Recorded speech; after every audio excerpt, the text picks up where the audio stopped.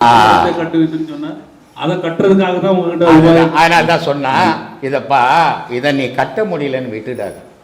வீட்டை நான் செத்து தெருவோரம் கிடப்பேன். கட்டுடா. எப்படி சாமி கட்டுறது? அது 12 கால் குதிரையாகுது. 4 கால் குதிரையை ஓடி என்னால் பிடிக்க முடியாது. இது 12 கால் குதிரையாக இருக்குது அப்படின்னா. அதனால் சொல்கிறான், எட்டா புறவியடி ஈராறு காலடியோ விட்டாலம் பாரமடி வீதியிலே தான் மறிச்சு கட்டா கயிறெடுத்து கால்நாளும் சேர்த்திருக்கி அட்டாள தேசமெல்லாம் ஆண்டு இருந்தால் ஆகாதோ அப்படின்னு. மூச்சு பற்றி தான் சொல்லுவாங்க. எல்லாமே மூச்சு தான் சாமி. மூச்சு இல்லை நீ இல்லை நான் இல்லை சாமி. மூச்சு தான் நீ, மூச்சு தான் மனுஷன், மூச்சு தான் மனம், மூச்சு தான் பேச்சு, எல்லாம் மூச்சு. இந்த மூச்சு போனால் எல்லாம் போச்சு. அதனால் இந்த மூச்சு வெளியே ஓடக்கூடாதுன்றான் ஞானி. இது எவ்வளோ வெளியே ஓடுதோ இது அவ்வளோ பெருசாயிடான். எது பெருசாயிடா? இது நீள நீள இது பெருசாகினே போகுமா. இது குறுக குறுக இது அடங்கிடான். நீங்க சொல்லியிருக்கீங்க நாசிக்கும் உச்சிக்கும் மட்டும். அதனால வள்ளுவன் ரொம்ப அழகாக சொல்கிறான், யாகவரா எனும் நாகாக்க சோகாப்பர் சொல்லிழுக்கப்பட்டு. டேய், போகிற இடம் எது, என்ன பேசணும், என்ன தெரிஞ்சுக்கணும், அதை தெரிஞ்சுக்க. எனக்கு நாக்குக்குது, நீ எது ஒன்றா பேசிட்டார் அசிங்கப்பட்டு போட விடான்றான் இல்லை. அதனால் நம்ம எதை தெரிஞ்சுக்க வந்திருக்கிறோம் அதை தெரிஞ்சுக்கணும். ஆராய்ச்சி பண்ணுற இடம் இல்லை இது. என்ன பல்கலைக்கழகமா? இது அந்த உபாயத்தை சொல்லி கொடுக்குற இடம். சொல்லி கொடுக்குற இடம். சொல்லி கொடுக்குறத கடைப்பிடிக்கணும். பேசிட்டு போறதில் ஒரு பயனும் கிடைக்காது. பொழுது ஒன்றா போகும். அதை தான் நம்ம சொல்லி கொடுத்துங்கிறோம். இதை சொல்லி கொடுக்குறது சொல்லி நீயே தான் கேள தம்பி, ஏன் அவரை போய் தோண்டிக்கிட்டு இருக்கிற? இதை சொல்லி கொடுக்கறத முறையோடு கடைப்பிடிக்கணும். ஏன்னா இப்போ ஒரு ஆன்மீக சபைக்கு போகிறீங்க, ஒரு 5 லட்சம் பேர் உட்காந்துப்பான். அவர் ஒரு குரு வருவார், அவர் ஒரு சப்ஜெக்ட் எடுப்பார், அவர் பேசுவார். அந்த 5 லட்சம் பேர் அமைதியாக உட்காந்துப்பான். கடைசியாக சொல்லுவார், உங்களையே நினைங்க, ஆழ்நிலைக்கு போங்க, அப்படியே உள்ளே போங்க. கற்பனையிலே போவாங்க. கற்பனை தான் மனித வாழ்வு. மனித வாழ்வே ஒரு கற்பனை தான். இவன் என்ன நினச்சிக்கிறான், நம்ம இன்னும் ஒரு 2000 வருஷம் வாழ போகிறோம்னு கற்பனையில் தான் வாழ்ந்துன்னுக்கிறான். பிரம்மகுமாரிகள். அதனால சொன்னா, வருமுன் காவாதவன் வாழ்க்கை எரிமுன் வைத்தது போல் கெடுமுன்னா. நம்மால் என்ன சொல்லிங்கிறான், ஏரோப்ளேனில் ஏறினா எரிஞ்சு விழுமான்னு கேட்டுக்கு நீ ஏறு சொல்லுவானா? பஸ்ஸில் ஏறினா எங்கன்னா இடிப்பியான்னு கேட்டுக்கு நீ ஏறு அப்படின்னுக்கிறான். அதை சொல்லலை. அதை சொல்ல அவரா ஓணும், நமக்கு தெரியாதா? அவ்வளோ பெரிய மேதையா ஓணும், வள்ளுவரா ஓணும், நமக்கே தெரியும். இல்லை யாருன்னா எங்கே நேரமாக கவுத்தானா நம்ம காலி நீட்டு. நாகேஷ் ஒரு கேள்வி கேட்குறான் நிருபர், சாமி பிளெயின் வந்து ஆகாயத்தில் பறக்குது, கப்பல் வந்து கடலில் போகுது, இது ஏன் சாமி ரெண்டாங்க போகுது? விபத்து ஏற்பட்டால் ஒருத்தம் கூட பழையக்கூடாதுன்னு போகுதுன்னாரு. ஆனால் வள்ளுவன் சொன்னது அது இல்லை வார்த்தை. நீ பிறந்தது உலகத்தில் நிஜம், இதை பொய்யின்னு நீ முன்னால் பேச முடியாது. போக போகிறதும் நிஜம், இதையும் பொய்யின்னு நீ சொல்ல முடியாது. இந்த ரெண்டுக்கு நடுவில் கடவுள்ன்ற காலப்புடி இல்லைன்னு சொன்னால் வைக்கா பொருகிட்ட நெருப்பு காட்டின கதையாக போயிட விடாணும். அதனால சொன்னான், வருமுன் காவாதவன் வாழ்க்கை எரிமுன் வைத்தது போல் கெடுமுன்னா. சரி, இப்படி வாழ்ந்தா எப்படி சாமி இருப்பான்? அடப்பாவி, உலகத்தில் நிரந்தரமாக இருக்கும் உன் பேருன்னா. மலர் மிசை ஏகினால் மானடி சேர்ந்தார், நிலமிசை ஏகினால் நீடு வாழ்வாடுறான். அப்படி வாழ கற்றுக்கிட்டா, வாயாட கற்றுக்காடுறான்னா இல்லையா? இந்த மனம்ன்றதை அப்படி அடக்கணும். இப்படி கூட்டம் கூடி சாமி கும்பிட முடியுமா? கும்பிட முடியாது. கடவுள் வழிபாடே கிடையாது. இது வந்து ஒரு கிளாஸ், அவ்வளோதான். இது கடவுள் வழிபாடு கிடையாது. நான் ஒன்றும் பெரிய மகான் கிடையாது, நான் ஒன்றும் பெரிய ஞானி கிடையாது. அனுபவத்தை சொல்லினுக்கிறேன், அவ்வளோதான்.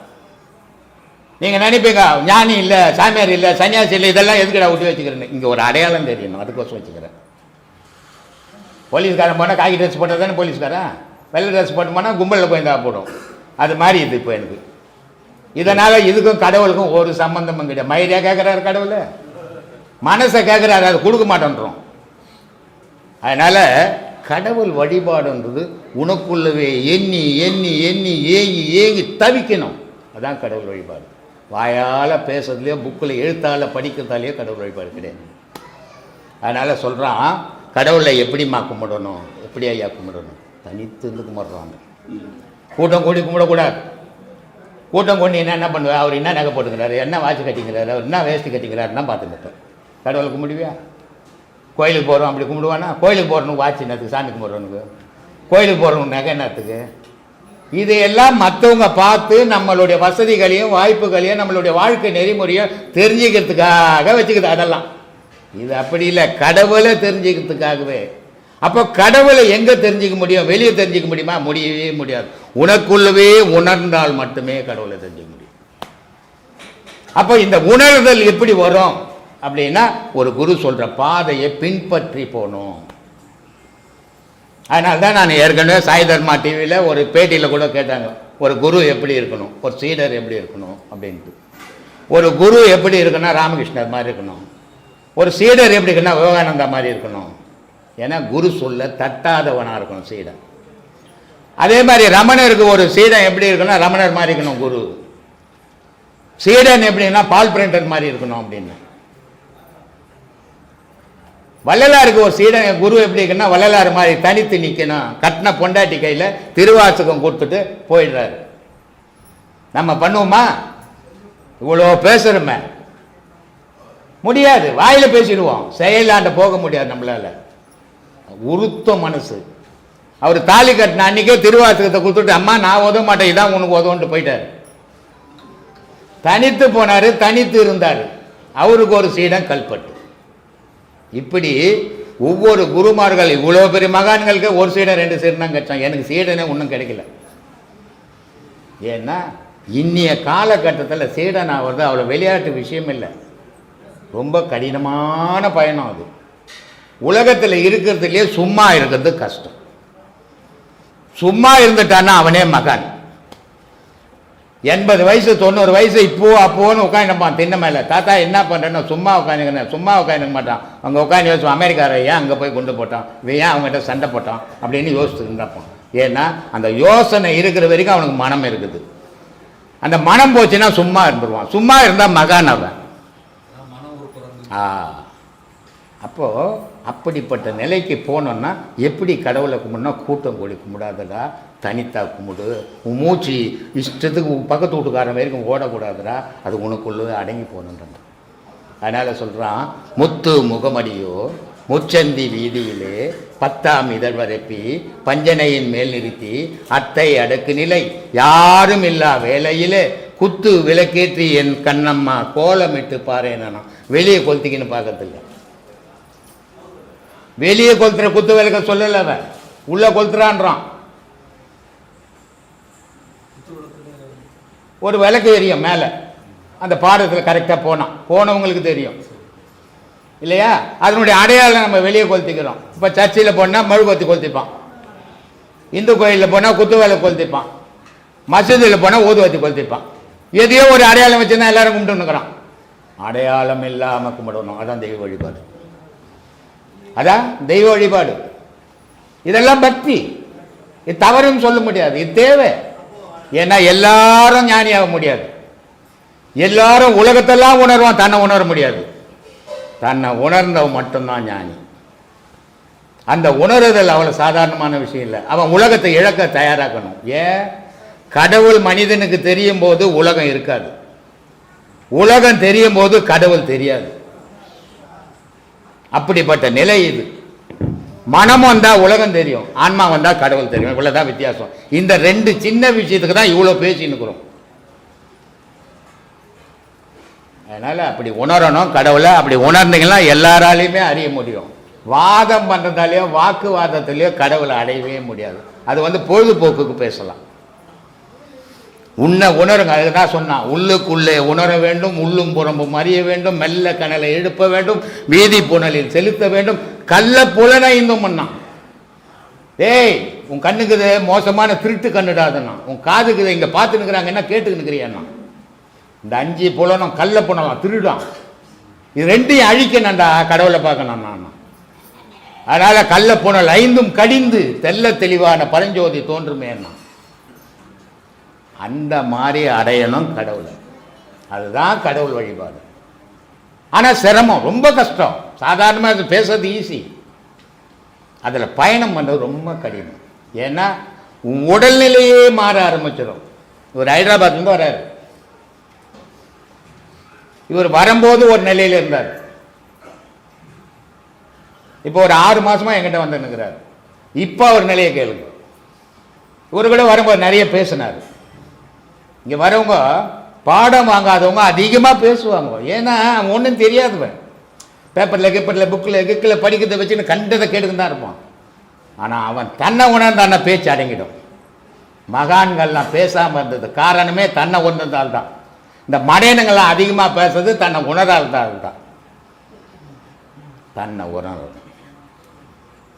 அப்போது உண்மைகள் நமக்கு விளங்கும். ஏன்னா அனுபவம்ன்றதுக்கு ஈக்குவல் உலகத்தில் வேற எதுவும் கிடையாது. நான் 1000 பொய் சொல்லுவியா? ஏன் கேட்குற? நீ தேடு, நீ உண்மையை தெரிஞ்சுக்கோ. அதுதான் உனக்கு அனுபவம். நான் சொன்னன்றதுனால அது நிஜம்னு எடுக்காத. நீ சொன்னன்றதுனால நான் நிஜம்னு எடுக்க மாட்டேன். உன்னை தேடிப்பார். இந்த யோகங்கள்லாம் செய்கிறோம். இதெல்லாம் எதுக்காக செய்கிறோம்? கடவுளை பார்க்கறதுக்கா? கோயிலுக்கு போகிறோமா கடவுளை பார்க்கறதுக்கா? ஜபங்கள் செய்கிறோமா கடவுளை பார்க்கறதுக்கா? மந்திரங்கள் சொல்கிறோமா கடவுளை பார்க்கறதுக்கா? எதுவுமே கடவுளை பார்க்கறதுக்கு கிடையாது. இது அத்தனையுமே உன் மன அடங்கத்துக்கு செய்யறது. மனம் அடங்கினா கடவுளை பார்க்க முடியும். அப்போது ஜபத்திலேருந்து மந்திரத்திலேருந்து அத்தனை செயல்களும் எதுக்காக செய்கிறோன்னா இந்த மனம் ஒரு நிலைப்படணும், உண்மையை உணரணும். இது உணரணும்னா இது எது மேலேயாவது ஒன்று மேலே இதை வச்சிடணும். எல்லாத்து மேலேயும் வச்சோம்னா இது நிற்கல. அப்போ எது தேவை? இதுக்கு எது பிடிச்சதோ அதை பிடிச்சிக்கிட்டோம். ஒரு சில கடவுள் இருந்துச்சா அதையே பிடிச்சுன்னு சொல்லின்னு. அப்படி உன் மனசுக்கு எது பிடிக்குதோ அதை பிடிச்சிக்கோ அப்படின்னு சொல்லி வச்சுட்டான். ஆனால் நான் என்ன சொல்லிங்கிறேன், எல்லாத்த விட உன்னையே பிடிச்ச மாதிரி நடந்துக்கோ. வெளியேகிற பொருள் பிடிக்க வேணாம் உனக்கு, உன்னை பிடிக்கிட்ட முதல்ல. அதுவே பெரிய விஷயம். ஏன்னா நீ உன்னை தெரிஞ்சுக்கினீங்கன்னாவே கடவுளை ஈஸியாக தெரிஞ்சுப்ப. உன்னை தெரியாத வரைக்கும் கடவுளை எவனாலுமே தெரிஞ்சிக்க முடியாது. இதுக்காக தான் மகான்கள் நமக்கு இவ்வளோ வழிகளையும் காட்டியிருக்கிறாங்க. ஆனால் நம்ம வேற எதுக்கோ பயன்படுத்துகிறோமே தவிர அதை உண்மைக்கு பயன்படுத்த மாட்டோம். இப்போ நீங்கள் சொன்ன மாதிரி அந்த தேடுதல் எல்லாருக்குள்ளேயும் இருக்குது. எனக்குள்ள அந்த தேடுதல் இருந்து தான் பல இடத்துல போயிட்டு இருக்கும். என்னோட கேள்விக்கு சரியான விதத்தில் விளக்கம் கொடுக்கல அல்லது விளக்கம் சொல்ல தெரியலையே என்னன்னு தெரியல. அப்போ இறை வழிபாடு, சிலை வழிபாடு நாங்கள் சாமியை கும்பிடலாமா அல்லது சாமியே கிடையாதா? அப்போ சாமி இல்லைன்னா முன்னோர்கள் இப்போ எல்லா அரசர்கள் அவ்வளோ பெரிய கோயில்களை கட்டியிருக்காங்க. என்ன காரணத்தினால இந்த தத்துவத்தை கொடுத்துருக்காங்க? இப்போ உங்களுக்கு எத்தனை பசங்க? 2 பையங்க. 2 பையன். என்ன படிக்கிறாங்க? பெரியவர் போர் ராமச்சந்திராவில் மெடிக்கல் படிக்கிறாங்க. ஏங்க? போர் ராமச்சந்திரா மெடிக்கல் காலேஜில் மெடிக்கல் படிக்கிறாங்க. ரொம்ப சந்தோஷம். சரி, ஏன் 1ஆம் கிளாஸில் விட்டு வச்சா என்ன? ஏன் அது மெடிக்கல் காலேஜெலாம் எடுத்து போய் சேர்த்தீங்க? அது வளர்ச்சி தான், அறிவை வளர்த்துக் கொள்வதற்காக. தெய்வீகம் கூட அப்படி தான், அறிவை வளர்க்குறதுக்கு தான் வச்சுக்குது, நம்ம வளர்த்துக்கல. தெய்வீகம்ன்றது எதுக்காக வச்சுக்குதுன்னா கோயில் கோலெல்லாம் கட்டி வச்சுக்குது எதுக்காகனா அறிவை வளர்க்குறதுக்கு தான் வச்சுருக்குது. இப்போ நீங்கள் பாடினீங்கள பாட்டு, நட்டக்கல்லை சுற்றியே 4 புஷ்பம் சாத்தியே சுற்றி வந்து முணுமுணுக்கும் மந்திரம் ஏதடா நட்டக்கல்லும் பேசுமோ நாத நூல் இருக்கையில் சுட்ட சட்டி கறி சுவை அறியுமோன்னு சொல்லிட்டார்ல. அப்போ அது எப்போ கேள்வி வரும்? அந்த கேள்வி இப்போ உங்களுக்கு இந்த வயசில் வரும். உங்கள் பையன் 5 வயசில் போய் கோயிலில் நின்று நான் கேட்பானா? ஏன் கேட்க மாட்டான்? நீ அவனை மனுஷன் தானே, கேட்க வேண்டியது தானே. அவனுக்கு ஏற்ற கேள்வி கேட்குற அறிவு அப்போ வளரல இல்லையா? இப்போ கேள்வி கேட்குற அறிவு வளர்ந்துருக்குது. இப்போ நீங்கள் இன்ஜினியரிங் டாக்டர் படிக்க வச்சுன்னுக்கிறீங்க. எதுக்கு? நல்லா சம்பாதிக்கணும். அப்போ தான் அவன் வாழ முடியும். அதே மாதிரி இந்து மதத்தில் சரியை கிரியை யோகம் ஞானமும் 4 பதம் வச்சுருக்குது. முதல்ல அது என்ன, அது கடவுளா இல்லையா தெரியாது. இப்போ ஒரு 1ஆம் கிளாஸ் பையன்கிட்ட எடுத்துன்னு போயிட்டு, டேய் நைனா கடலில் கப்பல் போகுது தெரியுமாடா உனக்குன்னா தெரியுமா? தெரியாது. அப்போ என்ன பண்ணணும்? ஒரு அட்டையில் ஒரு கடல் வரையணும், அதில் ஒரு கப்பல் வரையணும், இப்படி தான்டா இருக்கும்னு காட்டணும். அப்போ தான் அவனுக்கு புரியும். இல்லை அப்படி காட்டுறது தான் கோயில். அதுக்கப்புறம் இப்போ மெடிக்கல் காலேஜில் படிக்கும்போது கப்பல் போகிறது தெரியுமாடுதுன்னா நம்ம காது மேலே அடிச்சிடுவான். இல்லை அந்த மாதிரி காலத்துக்கு ஏற மாதிரி அறிவு வளரும். அந்த அறிவுக்கு ஏற்ற மாதிரி தோற்றங்களை வச்சுக்கிறாங்க. இது கடவுள், இது நம்மளை விட உயர்ந்தது, இது மேலே பக்தி செலுத்தணும், இதான் நம்மளை காப்பாற்றுது அப்படின்ற எண்ணத்தை வளர்க்கறதுக்காக அது வச்சுக்குது. இதை தான் சொல்றாரு. அது எப்போ அது பேசுச்சடா, கடவுள் உனக்குள்ள இருக்குதடா அப்படின்றாரு. எப்போ? உச்சத்தில் சொல்றாரு. ஆரம்பத்தில் அங்கதான் நீ போய் பேசணும். தாய் கர்ப்பத்திலேருந்து ஏந்து வந்துட்டோம், நம்ம பிறந்துட்டோம். ஏன் வந்துட்டோம்? நம்ம புள்ள தானே. ஏந்து நின்று ஓடுவோமா? ஊழ்ந்து விழுந்து எழுந்து அப்புறம் நடந்தாதான் முடியும். அதே மாதிரி பக்தியில கூட இப்படி எல்லாம் மூடத்தனமெல்லாம் போய் வந்தா தான் தெளிவு தெரியும். அதுக்காக இதெல்லாம் வச்சது. எதுவுமே தப்பு இல்லை. நம்மளா தப்பா நினச்சிக்கிறதால தப்பா போச்சது. கல்லுன்னு இருக்குது. அதை நீ கல்லுன்னு நினச்சா அது கல்லு தான், கடவுள்னு நினச்சா அது கடவுள். ஆனால் அதே கடவுள் பல பேருக்கு பல நன்மையை செய்துக்குது. ஆனால் அதே கடவுள் யாருக்குமே எதுவுமே செய்யல அந்த கல். ஏன் இது ரெண்டுமே உங்களுக்கு நன்மை செய்ததுதான். உங்களுக்கு நன்மை செய்ததுதான். அங்க இருக்கிற கல்லும் இல்லை, அங்க இருக்கிற கடவுளும் இல்லை. உங்க மனம், உங்க மனம் பக்குவப்படுறதுக்கு தான் அது வச்சிருக்குது. அதனால உங்க வீட்டுக்கு வந்து ஒரு பொட்டி கொடுக்காது அது கும்பிடுறதால. இல்ல கொடுக்கலனாலும் உங்க வீட்டுக்கு வந்து உன்னை உதைக்காது. உன் மனம் அதை கடவுளை நினைச்சா நினைச்சுக்கோ, இல்லைன்னா இல்லைன்னு போ. ஏன்னா கடவுள்னு இருந்தா சொன்னாலும் அது இருக்க போறதில்ல, இல்லைன்னு சொன்னாலும் இல்லாம இருக்க போறதில்ல. ஏன்னா அது இல்லாத இடத்துல நீ இருக்க முடியாது. முதல்ல கடவுள்னு ஒண்ணு இல்லைன்னா நீ இருக்க மாட்ட. உனக்குள்ள கடவுள் இருக்கிற வரைக்கும் தான் உனக்கு பேர் மனுஷன். உன்னை விட்டு கடவுள் வெளியே வந்தால் உன் பேர் போனோம். அதை புரிஞ்சுக்குங்க. முதல்ல பேரே மாறிடும். நாய் செத்தா நாய் தான், புலி செத்தா புலி தான், பூனை செத்தா பூனை தான். நீ செத்தா மனுஷன் சொல்ல மாட்டான், போனான்டான்னுவான். இழிவான பேர் இந்த மனுஷனுக்கு தான். காரணம் கடவுள் வெளியே போனா இவன் இல்லை, கடவுள் இருக்கிற வரைக்கும் தான் மனுஷன். சொல்லுங்க. இருக்கக்கூடிய அந்த கடவுளை எப்படி இருக்குங்க? அந்த கடவுள் எல்லா இடத்துலயும் இருக்கு, நமக்குள்ள கடவுள் இருக்கு. அந்த இறைத்தன்மை இப்ப யார் பேசுங்கிறது? யார் பேசுங்கிறது? கடவுள் தான் பேசுது. பணம் பேசுமா? பேசாது. அப்ப பேசுறது எது? உயிர் என்றதான் கடவுள். அது இல்லைன்னா நீ இல்லையே. நீ இப்ப பேசுற அதுவே உணர்வு தானே. உணர்வு இல்லை நீ இப்ப இங்க வந்திருக்க மாட்டிய. அந்த உணர்வு இல்லை நீ இவ்வளவு தூரம் வர முடியாது. பணம் ஏந்து நடந்து வருமா? வராது. அப்ப இந்த உணர்வு இருக்குது. உயிர் என்ற உணர்வு, கடவுள் என்ற உணர்வு உனக்குள்ள இருக்கிறதால தான் நீங்க வந்த இந்த கேள்வியை கேட்கிற. அது இல்லைன்னா இந்த இடத்துக்கு வர முடியாது உன்னால. சொல்லுங்கப்பா, சொல்லுங்க. உன்னுக்குள்ள தேடணும். ஊருக்குள்ள தேடினா கிடைக்காது. நீ யாருன்னே தெரியுமா? உன்னே யாருன்னே தெரியாத. கடவுள் யாருன்னு அட்ரஸை குத்துக்கிறாரு. இந்த ஊர்ல இருக்கிறேன், இந்த தெருவில் இருக்கிறேன், இந்த வீட்டில் இருக்கிறேன்னு சொல்லிக்கிறாரு. எப்பனா முதல்ல நீ யாருன்னு, நீ காலா, கையா, தலையா, வாயா, மூக்கா, உடம்பா? நீ உன்னே உனக்கு தெரியல, அப்புறம் கடவுள் எங்கன்னு தெரியும்? சும்மா பேருக்கு சொல்லி தெரிஞ்சுக்கிறோம். முதல்ல உன்னை தேடு, அப்புறம் கடவுளை தேடலாம். சொல்லுங்க. உயிரை தேடின பிறகுதான் ஆன்மாவே தெரியும். ஆன்மாவை தேட முடியுமா உன்னால? தேடவே முடியாது. முதல்ல உன் உயிரை தேடு, அப்புறம் ஆன்மாவை தேடலாம். இல்லையா? விந்து இருந்தால் தான் குழந்தைய தேட முடியும். விந்து இல்லாத குழந்தைய தேட முடியாது. அதனால முதல்ல விந்துவை தேடு, அப்புறம் குழந்தைய தேடலாம். சொல்லுங்க.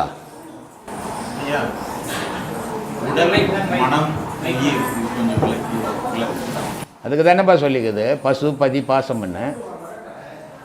உடல் என்ன பசு, மனசு என்ன பாசம், பதி என்ன ஆன்மா இருக்கிற இடம்.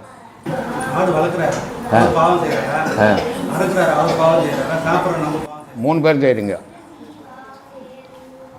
3 பேரும் செய்கிறேன். நீ வாங்கலைன்னா அவன் வெட்ட போகிறதில்ல, அவன் வெட்டலைன்னா அவன் வளர்க்க போகிறதில்ல. 3 பேருக்கும் தான் பாவம்.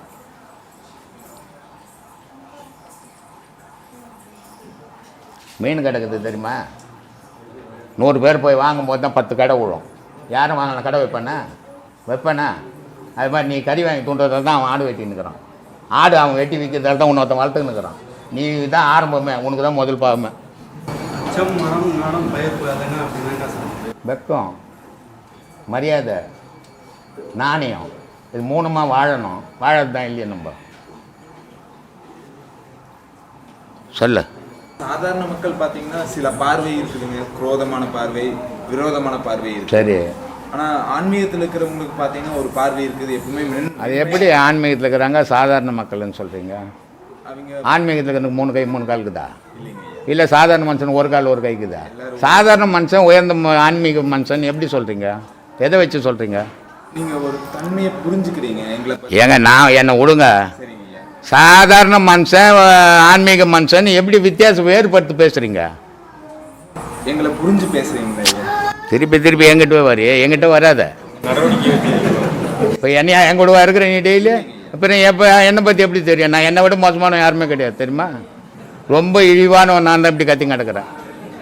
அதனால் இப்போ நீ சொன்னது நான் சாதாரண மனுஷன், ஆன்மீக மனுஷன். யார் சாதாரண மனுஷன், யார் ஆன்மீக மனுஷன்? எல்லாரும் சாதாரண மனுஷன்தான். உங்கள் மனம் நினைக்குது அப்படி. உங்களுக்கு சாதகமாக இருந்தால் ஒரு உயர்ந்த மனுஷன், உங்களுக்கு பாதகமாக இருந்தால் தாழ்ந்த மனுஷன். இதுக்கு அடிப்படை மனுஷன் இல்லை உங்கள் மனசு. அதை சீர் பண்ணுங்க முதல்ல, போங்க. நன்றி.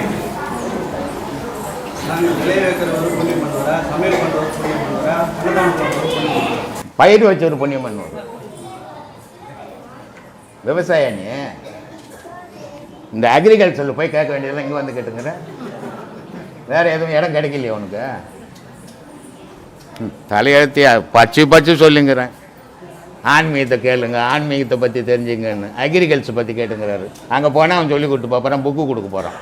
அதை படிச்சுட்டு விவசாயம் பண்ணுறதை விட்டுட்டு இங்கே வந்து உட்காந்துக்கிறார் பாவம். சொல்லுங்கள். யோகம் 3 நிலையில் இருக்கு. யோகம் 3 நிலையில் இருக்கு. என்னென்ன நிலை? கர்ம யோகம், தவயோகம், தவயோகமா? ராஜயோகம். நீங்க சொல்றது ராஜயோகம். சரி. இந்த 3 நிலையில அதை விளக்கிக்கணும். என்ன 3 நிலை? நீ எந்த நிலையில் இருக்க போற? உனக்கு எது தேவையோ அதை தெரிஞ்சுக்கோ, தேவையில்லாததெல்லாம் தெரிஞ்சுக்காது. 3 நிலை யோகமாக்குது, 30 நிலை யோகம் இருக்குது, 8 நிலை யோகங்குது. பட்னத்தார் சொல்றாரு அட்டாங்க யோகம்ன்றாரு, 8 யோகண்டான்றாரு. உனக்கு என்ன யோகம் தெரியும்? சொன்னா செய்ய முடியுமா உன்னால என்ன பரியங்க யோகம்னா தெரியுமா? ஒன்று இருக்கு தெரியுமா? 30 வயசு பொண்ணு வெளியில வெட்ட வெளியில போட்டு புனர்வு பண்ணும், அது ஒரு யோகம். பண்ண முடியுமா உன்னால? பின்ன ஏன் கேட்குற? உன்னால எது முடியும் அது கேளுப்பா. தெரிஞ்சுக்கிட்டு என்ன பண்ண போற? நீ வியாபாரம் பண்ண போறியா? அதை எடுத்து போய் உனக்கு தேவையானதை தெரிஞ்சுக்கோ, அது தப்பு இல்லை. ஆனால் தேவையற்றதை தெரிஞ்சுக்கணும் விரும்பினா பயன் இல்லை. உன்னை நீ தேடுன்ற நான் சொல்றது எந்த யோகமானா இருந்துட்டு போட்டோம், 100 யோகம் இருக்கட்டும்.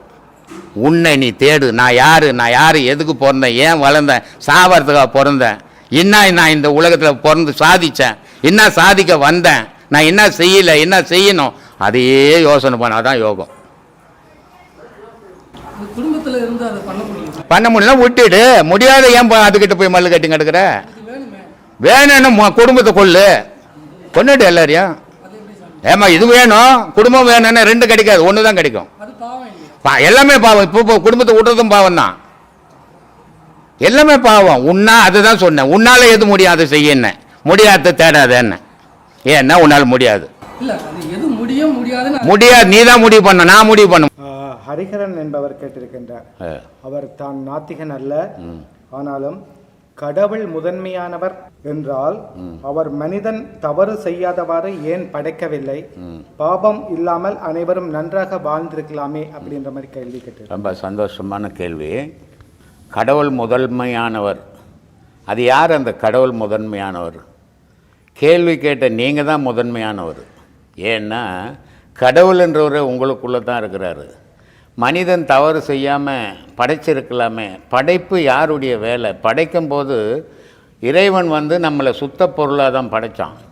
நம்மளுடைய ஆசைகளால் தவறுகளில் நம்ம ஈடுபட்டுட்டோம். அந்த தவறுகளை நம்மளால் திருத்திக்கின்னு அதிலேருந்து வெளியே வர முடியாமல் தவிச்சிக்கின்னு இருக்கிறோம். இன்றைக்கி இந்த தவிப்பு தான் பல பேர்கிட்ட கேள்விகளை கேட்க வைக்குது. இப்போது உங்களுக்கு ஒரு 2 பிள்ளைங்க இருக்குது. இந்த 2 பிள்ளைங்களை நீங்கள் வளர்க்கும் போது, அதை பெற்ற போது அந்த பிள்ளைங்க நல்லா வளரணும், நல்லா வாழணும், ரொம்ப சிறப்பாக உலகத்தில் வாழணும் தான் நீங்கள் நினைக்கிறீங்க. ஆனால் அந்த பிள்ளைங்க ஒரு திருடனாக ஒன்று இருக்குது, ஒன்று ரவுடியாக இருக்குது. அப்போது அதுக்கு காரணம் நீங்களா அல்லது பிள்ளைங்களா? இது புரிஞ்சுதுன்னா கடவுளை பற்றி புரிஞ்சிடும். ஏன்னா எந்த கடவுள் இறைவன் மனிதனை படைத்தானோ புனிதமானவனாக படைத்தான் இறைவன். ஆனால் மனிதனுடைய ஆசையில் தவறுகளை செய்து இவன் அழிவை தேடி போயின்னுக்கிறான்னு தவிர இதில் ஆத்திகனா நாத்திகனான்றது பேச்சே கிடையாது. அறிவாளியா, சிந்தனை உள்ளவனா, செயல் உள்ளவனா, நல்லவனா, அதை மட்டும் யோசித்தா தெரியும். இங்கே நாத்திகன்றது பேச்சுக்கே இடம் கிடையாது. ஆத்திகன்றவனும் மனுஷன்தான், நாத்திகன்றவனும் மனுஷன்தான். ஆனால் அவனுடைய செயல்பாடுகளை வச்சு தான் அவன் வாழ்க்கை அமையுது. அப்போ நன்மை தீமைன்றது மனிதனுக்குள்ளே இருக்குது. மனிதன் எதை எடுக்கிறானோ நல்லதை எடுத்தால் நல்லவனாகிறான், கெட்டதை எடுத்தால் கெட்டவனாகிறான். இங்கே நாத்திகன்ற பேச்சுக்கே இடம் கிடையாது. அதிகமாக பேசுனா நாத்திகம், பேசாதவரும் ஆத்திகன்னு அர்த்தம் கிடையாது. எல்லாருக்கும் உரிமை உண்டு பேசும், எல்லாருக்கும் சிந்திக்க ஆற்றல் உண்டு. ஆனால் நம்ம செயல்கள் என்ன, எதை நோக்கி பயணம் பண்ணுறோம், எல்லா விஷயத்தையும் நம்ம செய்கிற தவறுகளுக்கெல்லாம் இறைவன் மேலே பழி போட்டுக்கினே போயின்னுக்கிறோமே தவிர நம்மளுடைய தவறை நம்ம சிந்திக்கிறதே கிடையாது. சிந்திச்சோம்னா நம்ம தவறு எங்கே இறைவன் பண்ணானா நம்ம பண்ணமான்றது புரிய ஆரம்பிக்கும். அப்போ தவறுகள் உருவாகிற இடம் நம்ம. அந்த தவறுகள் ஏன் நம்மக்கிட்ட உருவாகுது? உலகத்தை பார்த்து ஆசையில் அலையும் போது தவறுகளை நம்ம செய்கிறோம். அது இறைவன் படைப்புக்கு சம்பந்தமே இல்லாத விஷயம். ராதிகா குமாரி என்பவர் சந்நியாசி ஆவதற்கு சம்சாரியாக இருந்து ஆக முடியுமா, ஞானம் பெற முடியுமா என்று கேட்டிருக்கின்றார். யாருமே பிறக்கும்போது சன்னியாசியாக பிறந்ததே இல்லை. எல்லாரும் பிறக்கும்போது சம்சாரியாக தான் பிறக்கிறான். அவனுடைய சந்தர்ப்ப சூழ்நிலைகள், அவனுடைய வாழ்க்கையினுடைய வறுமை, இதையெல்லாம் சேர்த்து தான் ஒரு நாள் சன்னியாசியாக ஆகிறான். இந்த சந்நியாசம்ன்றது அவ்வளோ சாதாரணமான விஷயம் கிடையாது. குடும்பத்துக்குள்ளே இருந்தே நீ சந்நியாசத்தை கடைபிடித்தால் உண்மையான ஆன்மீகவாதி. ஆனால் குடும்பத்தை விட்டு வெளியே போய் நான் சன்னியாசி ஆக போகிறேன்னா அது குடும்பத்தை நடத்த பயந்துக்குன்னு போகிற சன்னியாசம். அதுக்கும் இறைவனுக்கும் சம்மந்தமே இல்லை, ஞானம் பெறவும் முடியாது. சந்நியாசம்ன்றது வீட்டுக்குள்ளவே இருந்து எது மேலேயும் பற்று இல்லாமல் இருக்கிறது சந்நியாசம். வீட்டை விட்டு வெளியே போய் நான் சந்நியாசம்னு எல்லாத்து மேலேயும் ஆசைப்பட்டுங்கிறது அது சந்நியாசமே கிடையாது. பிறப்பில் யாருமே சன்னியாசி கிடையாது, பிறப்பில் யாருமே ஞானி கிடையாது, பிறப்பில் யாருமே மகான் கிடையாது. எல்லாரும் பிறந்து வாழ்ந்து அனுபவத்தில் வந்தவங்கள் தான் மகான்கள், ஞானிகள், சன்னியாசிகள். அந்த சந்நியாசத்தை வீட்டுக்குள்ள குடும்பத்துக்குள்ள இருந்தே சந்நியாசம் பெறது பெருமைக்குரிய சந்நியாசம். அது SD சுமதி என்பவர் இறந்தவுடன் ஆத்மா மறுபிறப்பு எடுக்கின்றது சரி, ஆனால் இன்றைய மக்கள் தொகை இவ்வளவு அதிகமானது எப்படி, இவ்வளவு ஆன்மாக்கள் அதிகமானது எப்படி என்று கேட்டிருக்கின்றார். இது நான் பல முறை பல பேட்டிகளில் கூட இதை சொல்லியிருக்கிறேன். மறுபடியும் இந்த மாதிரியான கேள்விகள் வர்றதுக்கு காரணம்னா அந்த பேட்டிகளை நீங்கள் பார்க்காததால் அதே கேள்வியே அதே பதில் சொல்ல வேண்டிய சூழ்நிலை வருது. இப்போ இங்கே ஒரு ஆசிரமம் வச்சுக்கிறோம். இந்த ஆசிரமம் இருந்த இடம் ஒரு காடு மாதிரியான இடம், வயற்காடு. இது விவசாயம் பண்ண இடம். இங்கே பல ஜந்துக்கள் வாழ்ந்தது. இங்கே எலி வளர்ந்தது, எறும்பு வளர்ந்தது, யானை வளர்ந்தது, பூனை வளர்ந்தது, பாம்பு வளர்ந்தது, அத்தனையும் வளர்ந்தது, இங்கே வாழ்ந்துக்கின்னு இருந்தது. இப்போ நம்ம என்ன பண்ணிட்டோம், இந்த ஆசிரமத்தை கட்டி எதையுமே இல்லாமல் அழிச்சிட்டோம். இப்போ அதெல்லாம் எங்கே போச்சுன்னா மனித வடிவம் எடுத்து போச்சு. எல்லாரும் சுதந்திரம் வாங்கும்போது 38 கோடி பேர் தான் இந்தியாவில் இருந்தான். இன்றைக்கி 130 கோடி இருக்கிறான்னா எல்லா மிருகங்களும் இப்போ மனிதனாக மாறி போயிட்டான். அந்த மிருகத்தில் இருந்த உடல் தான் மாறிச்சே தவிர குணம் மாறல. மனிதனாக உடலை மாற்றிக்கினா குணங்கள் மிருக குணமாகவே இருக்குது. எங்கெங்கெல்லாம் வெளியே எந்தெந்த ஜென்தெல்லாம் ஆன்மான்றது ஒரு பொருள், அது 84,000 கோடி ஜீவராசிக்கும் அதுதான். அது அழியும் போது அதுக்கு ஒரு உடல் தேவைப்படுது. அந்த உடல் மனித உடல் கிடைச்சிது. அந்த மனித உடல் எடுத்துக்கினா ஆன்மாவாக வாழ்ந்துன்னுக்குது. அதனால் இந்த மனித இனம் பெருங்கி போச்சு, மிருக இனம் குறைஞ்சி போச்சு. இவ்வளோ தான் வித்தியாசம். ஐயா, அதே தொடர்ச்சியான ஒரு கேள்வியை இலங்கையிலிருந்து ஒருத்தர் கேட்டிருக்கின்றார். சொல்லுங்க. ஆத்ம வணக்கம் குருவே. ஆத்மா வணக்கங்க. கடந்த 2 வருடமாக தியானம் செய்து வருகின்றேன். சரி. எனது புருவ மத்தியில் ஒரு அழுத்தம், அரிப்பு ஏற்படுகின்றன. சரி. இதற்கு என்ன செய்ய வேண்டும் என்று கேட்டிருக்கின்றார். தியானம் உங்களுக்கு யார் சொல்லி கொடுத்தது? எந்த குரு சொல்லி கொடுத்தாரு? அந்த குரு கிட்ட இப்படி தியானம் சொல்லி கொடுத்தீங்களே, இங்கே ஒரு அரிப்பு இருக்குதே அப்படின்றத கேட்டிங்கன்னா பலன் கிடைக்கும். இதை போகிறவங்க வரவங்ககிட்ட கண்ணில் கண்டவங்க கிட்டெல்லாம் இது மாதிரி தியானம் பண்ணுறேன், அரிப்பு இருக்குதுன்னு சொல்லக்கூடாது. ஏன்னா அதுவே தவறு. உங்களுக்கு யார் எதையுமே சொல்லிக் கொடுக்காம நீங்களாக ஒரு முடிவு பண்ணிக்க நான் தியானம் பண்ணுறோம். தியானம்ன்றது என்ன அப்படின்னா, தியானம்ன்றது தன்னை இறைவனுக்கு ஒப்படைக்கிறது தியானம். அது நம்மளால் முடியாத விஷயம். ஏன்னா நமக்கு குடும்பம் இருக்குது, குழந்தை குட்டிகள் இருக்குது, தொழில்கள் இருக்குது, பசி இருக்குது, தூக்கம் இருக்குது, தாகம் இருக்குது. இத்தனையும் இருக்கும்போது நம்மளுடைய செயல்பாடுகள் இருந்துக்கினே இருக்கும். அப்போ தியானம் அவ்வளோ சீக்கிரம் கை கூடுற விஷயம் இல்லை. இங்கே அரிக்குது அப்படின்னு சொல்கிறதே தியானம் இல்லாது. ஏன்னா தியானத்தில் எங்கே அரிக்குது, கை சில பேர் தியானம் பண்ணுறேன் எனக்கு கால் வலிக்குதுங்க, எனக்கு கை வலிக்குதுங்க, கண்ணில் தண்ணி வருதுங்கன்னு சொல்லுவாங்க. இந்த நினைவுகள் இருக்கிற வரைக்கும் அவன் தியானம் பண்ணலைன்னு அர்த்தம். உடல் மேலே பற்றோடு சுற்றிங்கிறான், எங்கெங்கே வலிக்குது, எங்கெங்கே எது செய்யுதுன்னு நினைக்கிறான். இன்னும் சரியான தியானத்துக்கு அவன் போகல. ஆனால் இந்த மனமாகப்பட்ட காற்று அந்த புருவ மையத்தில் விழும்போது அங்கே ஒரு அரிப்பு ஏற்படும். இதுக்கு தான் சொன்னார், மண்மனம் எங்குண்டு வாய்வு அங்குண்டு, மண்மனம் எங்கில்லை வாய்வு அங்கு இல்லை, மண்மனத்துள்ளே மனோலயமாமன்னார். உன் மனசு எங்கே தாவுதோ அங்கே உன் உயிர் தாவுது. உன் உயிர் எங்கே தாவலையோ உன் மனசு எங்கே தாவலையோ உன் உயிரும் அங்கே தாவலை அப்படின்னாரு. அப்போது உன்னுடைய உயிராகப்பட்டது அந்த பூர்வ மையத்துக்கு போகும்போது அங்கே ஒரு அரிப்பு ஏற்படுது. அந்த அரிப்பு சரியானது தான். ஆனால் அது மேலேயே உன் நினைவை வச்சுக்கின்னா அது தியானத்துக்கு அர்த்தம் இல்லாமல் போயிடும். அதாவது தியானம் கிடையாது, அது பேர். குணசேகர் சந்திரசேகர் என்பவர் எண்ணங்களை நீண்ட நேரம் யோசிக்கும் போது தலை வலிக்கின்றது. ஏன் எண்ணங்களின் பிறப்பிடம் மூளையா அல்லது மனதா அப்படின்னு கேட்டிருக்கீங்க. மனதுன்ற ஒரு பொருளே மூளையில் தான் இருக்குது. இது தெரியாமல் மனம் இங்கே இங்கே இங்கேன்னு சொல்லின்னு இருக்கிறாங்க. ஆனால் இங்கே இருக்கிறது இதயம், அது மனம் இல்லை. மனம்ன்றது மனத்தினுடைய செயல்பாடுகள்ன்றது மூளையில். இப்போ காலில் ஒரு முள் குத்துச்சு, இது மனசுக்கு தெரிஞ்சுதா மூளைக்கு தெரிஞ்சுதா? சிந்திச்சிங்கன்னா தெரியும். அப்போது காலில் ஒரு முள் குத்துனோன்னு அதனுடைய வலி காலுக்கு கூட தெரியாது, மூளைக்கு தான் தெரியும். அப்போ மனம்ன்றதே மூளையில் தான் இருக்குது. மூளையினுடைய என்ன, அதனால தான் மூளைச்சாவு அப்படின்னு சொல்லுவாங்க. மூளைச்சாவுன்னா என்ன அர்த்தம்? மூளை செயல் இருந்து தான் இவன் மனம் இல்லாமல் போயிடுச்சு. மனம் இல்லாத போனப்போ செயல் இல்லாமல் போயிடுச்சு. அதனால் அவன் இனிமேல் உலகத்துக்கு உபயோகப்பட மாட்டான். அதனால் அவனுடைய உடல் உறுப்புகளை தானம் பண்ணிடலாம் அப்படின்வாங்க. அப்போது இதை புரிஞ்சுக்கணும். மூளைன்றது மனம்ன்றத மூளையினுடைய ஒரு பகுதி, அதுதான் பூர்வ மையம் அப்படின்னு வச்சுருக்கிறோம். மனம் அங்கே தான் இருக்குது, அங்கே தான் சிந்திக்கிற, அங்கே தான் செயல்புரியுற, நன்மை அங்கே தான் செய்கிற, தீமை அங்கே தான் செய்கிற அப்படின்றது புரிஞ்சதுன்னா மூளையினுடைய ஒரு பகுதி தான் ஒரு செல். அந்த செல் தான் மனம். ராம்குமார் என்பவர் பெண்கள் எப்படி பிரம்மச்சரியம் கடைபிடிப்பது என்று கேட்டிருக்கின்றனர். பெண்கள் பிரம்மச்சரியம் கடைப்பிடிக்கிறது கடினம். ஏன்னா கல்யாணம் ஆன பிறகு நான் பிரம்மச்சரியம் கடைப்பிடிக்கணும்னு ஒரு கணவங்கிட்ட சொல்ல முடியாது. கணவங்கிட்ட சொன்னால் கல்யாணம் ஏன் பண்ணன்ற கேள்வி வந்துடும். அதுக்கு அவங்க குடும்பத்துக்குள்ளே பெரிய குழப்பமே வந்துடும். கல்யாணம் ஆகிறதுக்கு முன்னாடி பிரம்மச்சரியம் கடைப்பிடிக்கலாம். ஆனால் அது எல்லா குடும்பமும் ஏற்றுக்கும்னு சொல்ல முடியாது. சில குடும்பங்களில் சில இந்த ஆண்கள் மேலே பற்று இல்லாமல் அந்த காம உணர்வே இல்லாமல் இருக்கிறவங்க பெண்கள் பிரம்மச்சரியத்தை கடைப்பிடிக்கலாம். ஆனால் அந்த பெண்ணுக்கு அந்த காம உணர்வு இல்லை, கல்யாணம் தேவையில்லை, கணவன் எனக்கு தேவையில்லை, வாழ்க்கை தேவையில்லை, எனக்கு இறைவனே இருந்தால் போதும் அப்படின்னு பயணம் பண்ணால் கூட அந்த தாயின் தகப்பனும் அந்த பெண்ணை நினச்சி தவிப்புக்கு ஆளாயிடுவாங்க. நம்ம பெண்ணை இப்படி கல்யாணம் பண்ணலையே, நம்ம பெண்ணை இப்படி இருக்குதுன்ற தவிப்பு வந்துடும். அந்த தவிப்பு என்ன பண்ணிட்டோம், இந்த பெண்ணை கட்டாயப்படுத்தி கல்யாணம் பண்ண வச்சிடும். அப்போது பெண்கள் பிரம்மச்சாரியம் கடைப்பிடிக்கிறது ரொம்ப கடினமான விஷயம். அது சாதாரணமான விஷயம்லே, அது ரொம்ப சிரமமான விஷயம். அதில் ஈடுபடாமல் வாழ்க்கையினுடைய ஓடத்தில் ஓடியே பிரம்மச்சாரியத்தை கடைப்பிடிக்கலாம். சும்மா வந்த மாட்டை நிலவலை கட்டி ஓட்ட அப்படின்னு சொல்லி கல்யாணம் பண்ணிக்கணும், என் மனைவி என் புருஷன்னிட்டு கண்டபடி தெரியாமல் ஒரு கண்ட்ரோலோட ஒரு வரமுறையோட வாழ்ந்தீங்கன்னா அதுவே பிரம்மச்சரியம். பிரம்மச்சரியம்ன்றது என்ன அப்படின்னா விந்து வெளியேறாமல் இருக்குது பிரம்மச்சரியம்.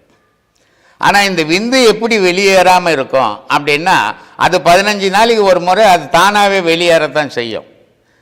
ஒரு பாட்டிலில் தண்ணி ஊற்றி வச்சோம்னா ரொம்பற வரைக்கும் கம்மியாக இருக்கும். அது ரொம்ப போச்சுன்னா தானாக ஊற்றுற தண்ணி வெளியே போகும். அது மாதிரி இந்த விந்து பை ரொம்பற விந்து வெளியே வரும், 15 நாளைக்கு ஒரு முறை வந்துடும். ஆனால் அது தானாக வர்றது, அதனால் உனக்கு உடல் பாதிப்பு வராது. ஆனால் நீயே அதை வெளியேற்றும் போது தான் உடல் பாதிப்பு வரும். அந்த வெளியேற்றுறத அளவோடு வெளியேற்றினா ஆபத்தே கிடையாது. அளவு மீறி போகும்போது தான் மனித உடலுக்கு ஆபத்து வருது.